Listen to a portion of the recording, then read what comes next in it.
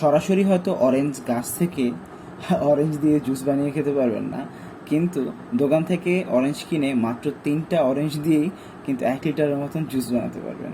তো এটা টেকনিকটা একটু বাটপারি টেকনিক, হোপফুলি কোনো দোকানদার দেখবে না, আর বাসায় বসেই এই জুসটা বানাতে পারবেন। তো এখানে আমি একটা মেশিনের মধ্যে অরেঞ্জটা স্কুইজ করে নিচ্ছি। আপনার বাসায় নর্মালি হাত দিয়েও করে নিতে পারেন, যেভাবে খুশি সেভাবে করে নিতে পারেন। জাস্ট জুসটা কালেক্ট করব। এখানে আমি এই জুসটার সাথে হচ্ছে 1 চামচের মতন, বড় টেবিল চামচের 1 চামচ হচ্ছে ট্যাং অ্যাড করছি, আর অল্প কিছু চিনি অ্যাড করছি।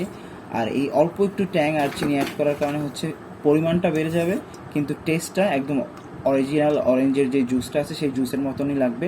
আর এটার মধ্যে পাল্প আছে, যার কারণে এটা বোঝার কোনো উপায়ও নাই, টেস্টটাও খুব একটা হেরফের হয় না। এরপরে হচ্ছে আমি আর বরফ আর পানি মিলিয়ে এই 3টা অরেঞ্জ দিয়ে 1 লিটারের মতন জুস বানিয়ে নিলাম।